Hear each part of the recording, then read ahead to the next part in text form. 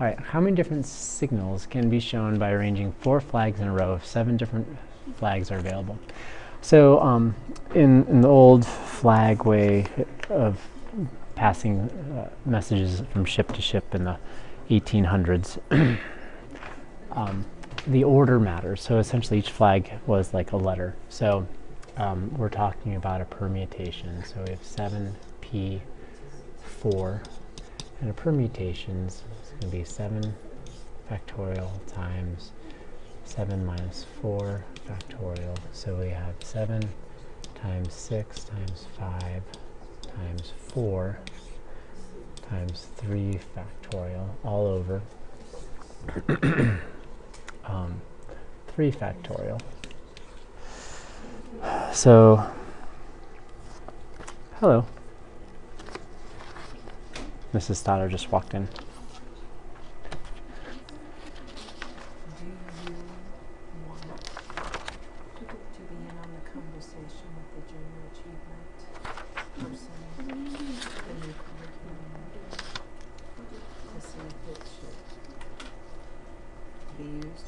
Oh, for financial literacy? Yeah, I wouldn't mind. Okay. I would not mind being part of that. Okay, because she's going to send me an email on Monday. Okay. Yeah. Kind of like to set something up. Yeah, I'm all for it. Sorry about that. All right. So then the 3 factorials cancel out. I like to take the 30 because it has a 0 at the end. That's 28. So multiplying 30 times 28 gets 840. For number 2, a regular polygon has an interior angle measure of 144 degrees. How many vertices does a polygon have? Well, remember that a triangle has 180 degrees. And a triangle has 3 sides. 3 minus 2 is 1, 1 times 180. So this gives you how many degrees a polygon has inside of it. How many? But we don't want that. We want to know how much each individual angle has. So we take our equation, we'll divide it by the number of side lengths, also the number of vertices. And we know in this problem that's going to equal 144. So from here, we're going to use our train track method. What's the opposite of dividing by n? Multiplying by n. So we get 180 n minus 360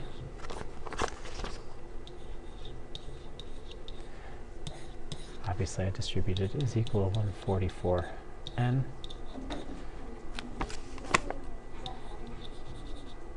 My God. And of course, what is it doing? Where did that come from? Huh, that's bizarre. All right, so we're at, where are we at? We're at 180 n minus 360 is equal to 144 n. So then add 360 both sides, subtract 144 from both sides, so I get 360 is equal to 36 n. Divide by 36, divide by 36, so n is equal to 10. So that means I have a figure that has 10 side lengths, or 10 vertices. Just get rid of that, thank you very much. All right, so number 4, or number 3, when a square is enlarged such that the new perimeter is 3 times the original perimeter, what is the ratio of the square's original area to the new area? Express your answer as a common fraction. So you will remember that back from 7th grade that the area is the scale factor squared times bigger.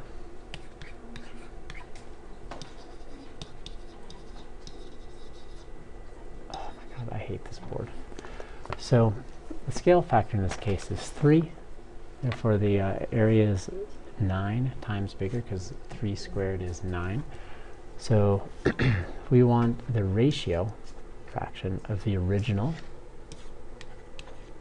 to the new area. So it was 1/9, or we could have given it like that. What is the midpoint of a line segment whose endpoints are Okay, this one's give me, right? We have a number line. The only thing that's sort of weird about it is you think of a graph, you think of a coordinate plane.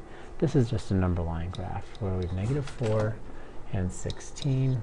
So really we're just finding the average of these two things. How far apart are -4 and 16? Well, they're 20 apart because 16 minus -4 is 20. Finding the average of that is 10.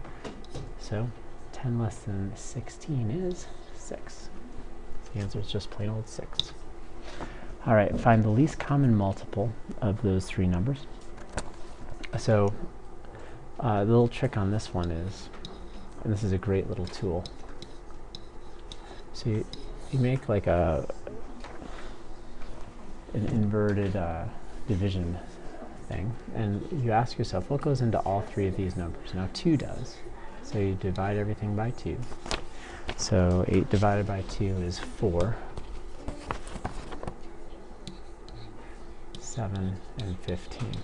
So then ask yourself, is there something that goes into all three of these? And the answer again is no. So you multiply these together and you'll get your least common multiple. The greatest common factor happens to be this thing here. So 4 times 7. Oh, sorry. You also have to multiply the 2 because that's part of it.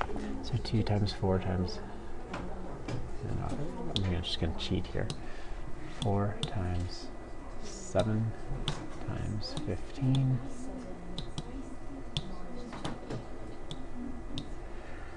is 240 times 2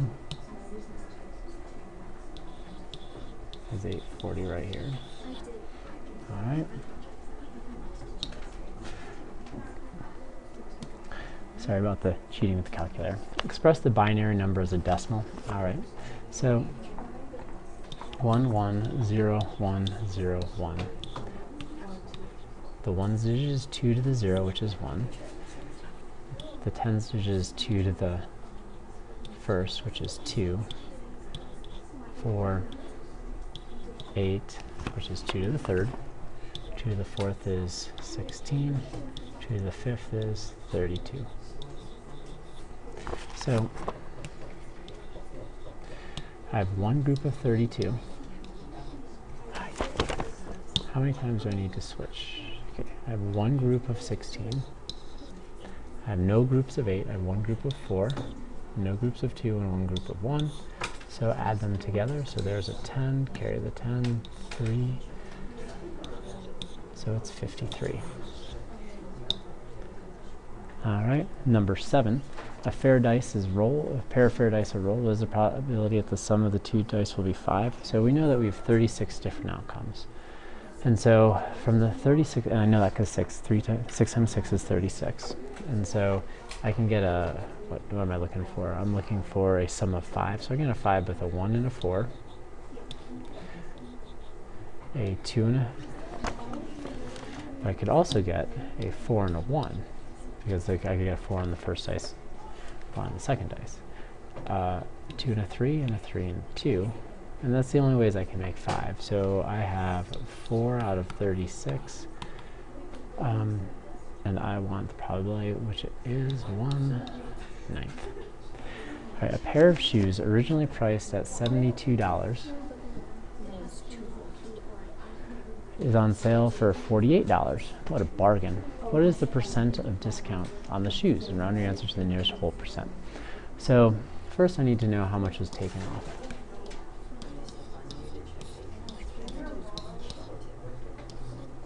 So $24 were taken off. So we need to know what percentage 24 is of 72. And so we go ahead and we divide that, and we find out that that is in fact 1/3. And so it wants it rounded to the nearest whole percent. Since we have a 3, we round down, so we have 33. We are down to 4 minutes. So on number 11, a surveyor, not a person who measures land, but a person who calls people on the phone. I actually did that once. I was a cold call. It wasn't too bad because I was calling for the Jacksonville, Florida Symphony Orchestra. Okay, so that's more likable. It is a lot more likable. People didn't hang up on me right away. So, I was living on a houseboat in Jacksonville, Florida. I would do that. It was kind of miserable, Oh. but I was living with a friend's parents who were awful. It was, anyways, that's a story for another time. All right, 7,644 people answered the calls. What percentage of calls were answered? So, unfortunately, this is just a long division problem, folks. So, 7644, 10, 264. So the first number, it's going to have to go in. Goes in 7 times, and you could go on and you find out it's 74%. That one is not much fun. Just kind of long, but easy. All right, I'll do another video for the next page.